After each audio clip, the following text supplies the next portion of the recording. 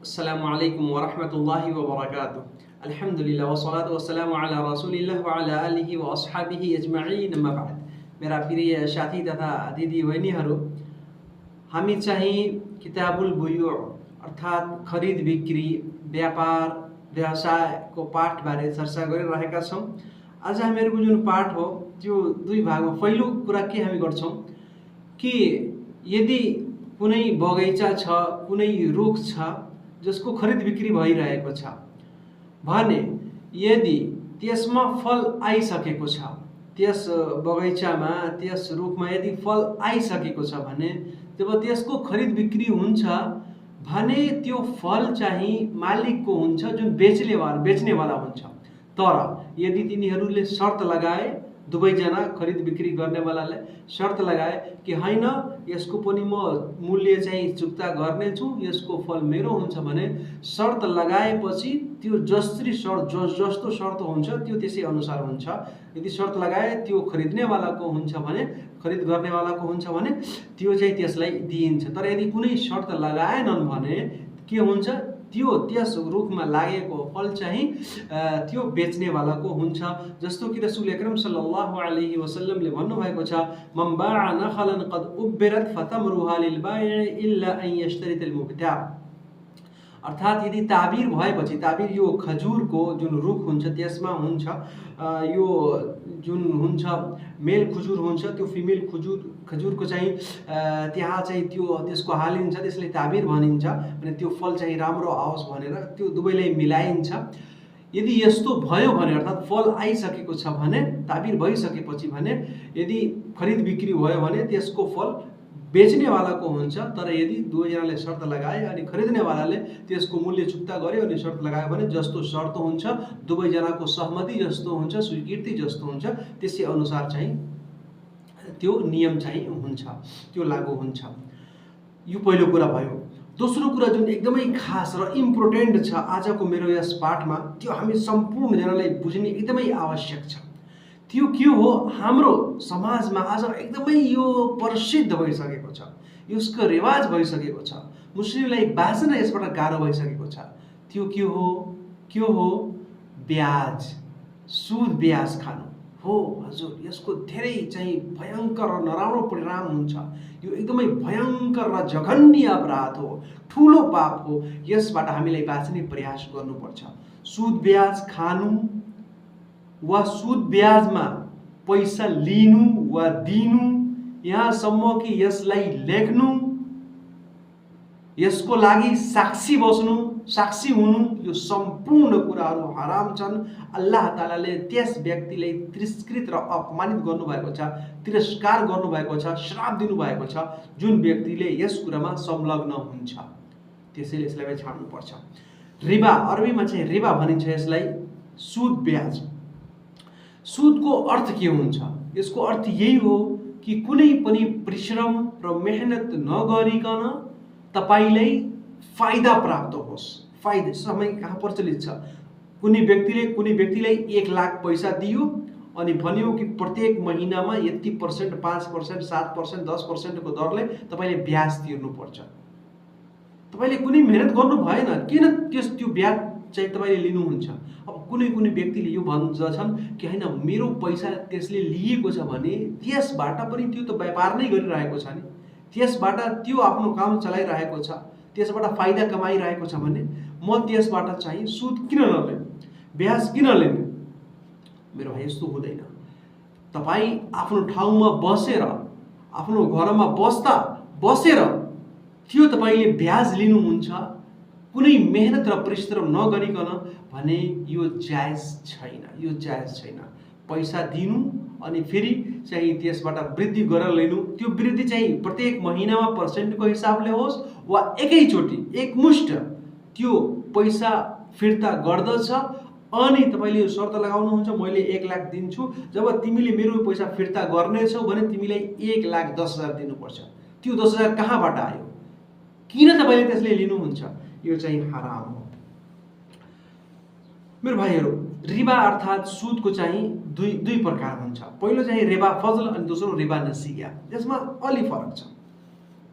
रिबा फजल चाहिँ यो भनिन्छ जस्तो कि कुनै सामान, कुनै वस्तु, खाद्य वस्तु, खाने पिउने वस्तु कुनै व्यक्तिले दियो भने, गहुँ दियो 1 क्विन्टल कसैलाई 100 किलो, अनि भन्यो कि फिर्ता गर्दाखेरि तपाईँले 110 यानि 1 क्विन्टल 10 किलो तपाईँले फिर्ता गर्नुपर्छ। यो जायज छैन। किन त्यो वृद्धि गरेर किन दियोस्? यो चाहिँ सही छ। यस्तो कुनै पनि कुरा, चाहे त्यो खजुर होस् वा कुनै पनि फल अनाज होस् वा रुपैयाँ पैसा केही पनि होस्, यसलाई रिबा फजल अर्थात् वृद्धि गरेर ज्यादा गरेर तपाईँ त्यसले मान्नुहुन्छ, यो चाहिँ हराम हो, नाजायज हो। मैले दुई कुरा मैले बताएँ, वा त एक मुष्ट त्यो पैसा फिर्ता गर्दछ, वृद्धि गरेर दिन्छ, वा प्रत्येक महिना पर्सेन्टको हिसाबले चाहिँ त्यो पैसा फिर्ता गर्छ। यो एकदमै नाजायज कुरो हो। अल्लाह तालाले कुरानमा भन्नुभएको छ, या अय्युहल्लज़ीना आमनु ला तअकुलु रिबा अदाअफा मुदाअफा, ला तअकुलु रिबा अदाअफा मुदाअफा, अर्थात् हे इमानवालाहरू हो, तिमीहरू वृद्धि गरेर बढाएर चढाएर चाहिँ रिबा अर्थात् ब्याज नखाऊ, ब्याज खाने प्रयास नगर। मेरो भाइहरू, त्यसै गरी चाहिँ अर्को कुरो यसमा दोस्रो छ रिबा नसिया, अर्थात् उधारो। एक त ब्याज अनि दोस्रो त्यसमा चाहिँ सापट्टी उधारो। कुनै व्यक्तिले उधार कुनै व्यक्तिसँग कुनै कुरा लियो अनि यो भन्यो यो त तपाईँ कहाँ नै हुन्छ, जस्तो कि कुनै खानेकुरा लियो अनि 10 किलो वा 50 किलो यो चामल कुनै व्यक्तिले कुनैसित लिन्छ अनि भन्दछ कि यो त 50 किलो त यो सधैँ रहन्छ, यसलाई फिर्ता गर्नै पर्छ, तर प्रत्येक महिना तपाईँले 2 किलो हामीले दिनुपर्छ। अब त्यो दिँदै जान्छ 2-3 वर्ष भइहाल्छ। फेरि अब त्यो जबसम्म त्यो सम्पूर्ण चामल त्यसले फिर्ता गर्दैन भने प्रत्येक महिना त्यसलाई यो 2 किलो जति पनि त्यो शर्त लगाउँछ त्यसले दिनुपर्छ। यो सही हुँदैन। सेम यस्तै छ भने यो हरेक प्रकारको यस्तो चाहिँ यो सुद ब्याजहरू, चाहे त्यो रुपैयाँ पैसाको सट्टामा होस् वा खाद्य वस्तुको सट्टामा होस् वा अरू कुनै पनि तरिकाले होस्, जसबाट बिना मेहनत र परिश्रमको जुन फाइदा तपाईलाई प्राप्त भइरहेको छ त्यो हराम हो, त्यो नाजायज हो, त्यसबाट हामीलाई बाँच्ने प्रयास गर्नुपर्छ। मेरो भाइहरू, यसको धेरै जति पनि यसको प्रकारहरू छन् त्यो सम्पूर्ण प्रकारहरू के छन्? हराम छन्, नाजायज छन्। हामीले यसलाई बाँच्ने प्रयास गर्नुपर्छ। किनभने यो एकदमै जघन्य अपराध र ठुलो पाप हो, भयंकर पाप हो। अल्लाह तालाले कुरानमा भन्नुभएको छ, वा अहल्लल्लाहुल बैअ व हर्रम रिबा, अर्थात् अल्लाह तालाले बैअ अर्थात् व्यापार व्यवसाय खरीद बिक्रीलाई हलाल गर्नुभएको छ, जायज गर्नुभएको छ, र रिबा अर्थात् सुद ब्याजलाई हराम गर्नुभएको छ। र अर्को आयतमा अल्लाह तालाले भन्नुभयो, जुन मैले बताए, या अय्युहल्लज़ीना आमनु ला तअकुलु रिबा अदाअफा मुदाअफा, अर्थात् हे इमानवालाहरू हो, बढाएर चढाएर वृद्धि गरेर, मूल्यमा वृद्धि गरेर, पर्सेन्टेजको हिसाबले चुक्ता गर्ने हिसाबले जुन तरिकाले तपाईँ बढाए चढाएर चाहिँ जुन त्यो वास्तविक मूल्य छ, जुन वास्तविक वस्तु छ, त्यसबाट धेरै कुरा लिएर तपाईहरू चाहिँ यो ब्याज यस्तो खाने प्रयास नगर्नुहोस्।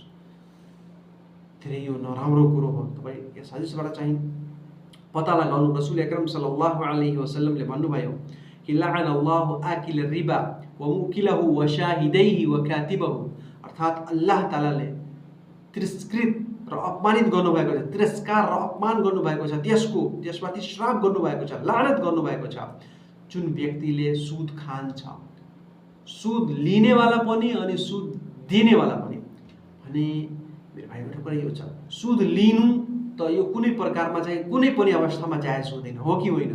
तर जुन व्यक्तिले सुद अब त्यो त्यसले बाध्यता भयो, त्यससित पैसा छैन, अब त्यसलाई आवश्यकता छ, बैंकमा जान्छ त्यहाँ पनि सुद, अरू कहाँ जान्छ त्यहाँ पनि सुद, अनि सुद बाहेक अरू कसै कुनै पनि माध्यमबाट त्यसलाई फाइदा, त्यसलाई पैसा मिलिरहेको छैन भने अब त्यो के गरोस्? त्यो सुदमा त्यो पैसा निकाल्न सक्छ, बैंकबाट वा कुनै व्यक्तिसित पैसा लिन सक्छ भने पहिला आफू चाहिँ सुद खानु, कुनै व्यक्तिलाई खाँचोमा चाहिँ फाँस्नु, यो त जायज छैन, हो कि होइन?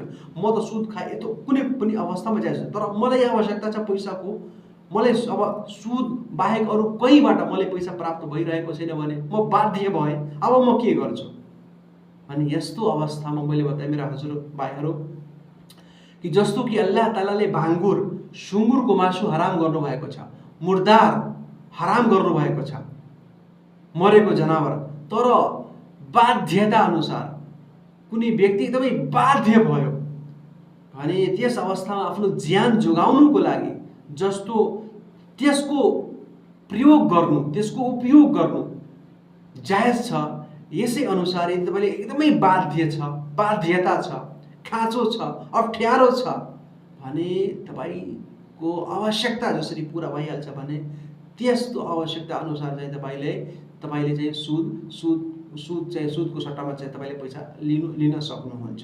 तर यसबाट बाँच्नु, मैले बताएँ सुद दिनेवाला र सुद लिनेवाला दुवैजना, यहाँसम्म कि यसमा साक्षी गवाह जुन हुन्छन् तिनीहरूमाथि पनि, अनि जुन व्यक्तिले यसलाई लेख्दछ त्यसमाथि पनि अल्लाहले श्राप चाहिँ त्यसले पनि श्रापित गर्नुभएको छ, त्यसले पनि अपमानित र तिरस्कृत गर्नुभएको छ।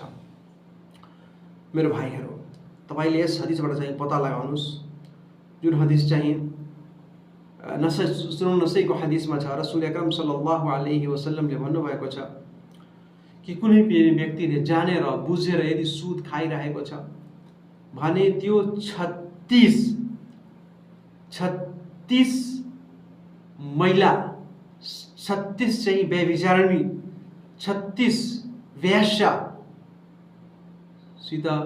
व्यभिचार गर्नुभन्दा जघन्य अपराध हो, ठुलो पाप हो।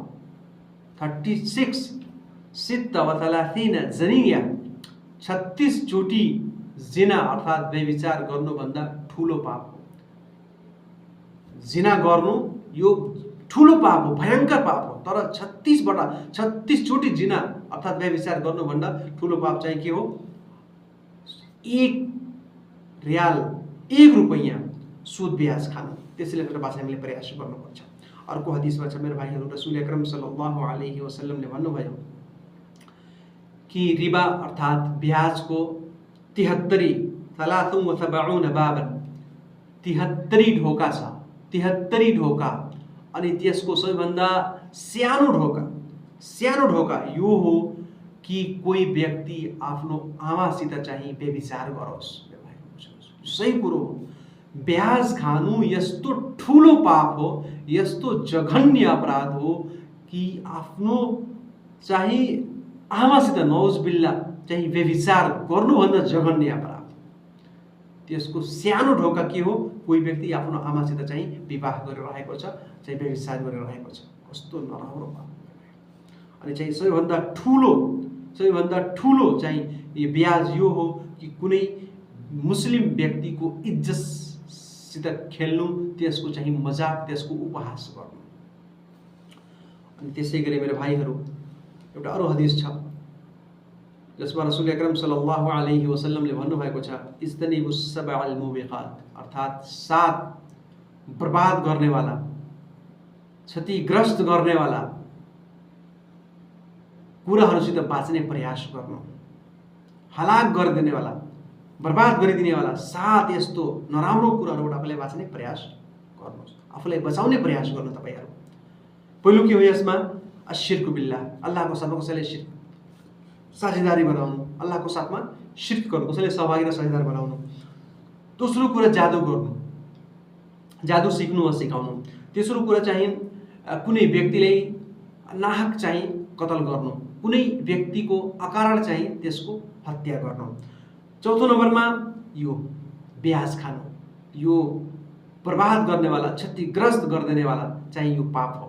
अनि 5औं नम्बरमा चाहिँ कुनै अनाथ व्यक्ति, अनाथ केटा, यतिमको माल खानु, त्यसको सम्पत्तिलाई हत्याउने प्रयास गर्नु।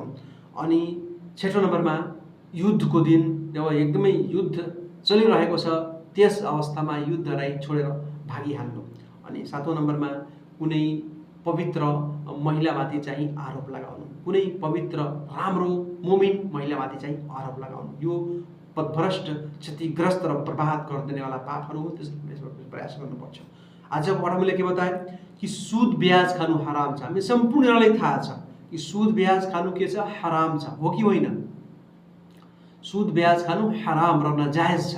अनि सुद कसलाई भनिन्छ? बिना कुनै पनि मेहनत र परिश्रम नगरिकन कुनै पनि फाइदा प्राप्त गर्नु। अनि यसको कति चाहिँ यसको चाहिँ दुर्व्यवहार अनि चाहिँ यसको अपराध र त्यसै गरी यो कति नराम्रो कुरो हो हदिसमा। अनि संसारिक जीवन पनि यसको नराम्रो परिणाम चाहिँ आउँछ अनि परलोकको जीवन पनि यसको चाहिँ जुन हामीलाई फल प्राप्त हुन्छ त्यो एकदमै नराम्रो हुन्छ। त्यसैले हामीले आफूलाई बचाउने प्रयास गर्नुपर्छ। पहिला त सुद खानु हुँदैन। कुनै व्यक्तिलाई हामी पैसा दिइरहेका छौँ, हामी सुद नलिउँ त्यसै त होइन। अनि हामीले यदि आवश्यकता छ पैसाको, त मैले बताएँ कि त्यस अवस्थामा अहिले के गर्छौँ, कसरी हामीले सुद लिएर ब्याज चाहिँ ब्याङ्कबाट वा अरू कुनै व्यक्तिबाट हामी पैसा यदि लिन चाहिरहेका छौँ सापट्टि, अनि त्यस कुन अवस्थामा चाहिँ कति हामी लिन सक्छौँ र यस चाहिँ हरेक यसमा जति कुराहरू हुन्छन् त्यो ब्याङ्कमा तपाईँले पैसा राख्नुहुन्छ त्यो सुद इन्शाअल्लाह म बताउँछु त्यो ब्याङ्कमा राखेको पैसा चाहिँ हामीले के गर्नुपर्छ त्यो सम्पूर्ण कुरा इन्शाअल्लाह म भोलिको पाठमा बताउँछु। अल्लाह तालाले हामी हरेकजनालाई चाहिँ यस नराम्रो कार्यबाट हामीलाई बचाउन् अनि पवित्र वस्तु, पवित्र माल र पवित्र रिस्क अल्लाह तालाले हामीलाई खाने शक्ति, सेवता र तौफिक प्रदान गरून्। आमीन। अस्सलामु अलैकुम व रहमतुल्लाहि व बरकातुहू।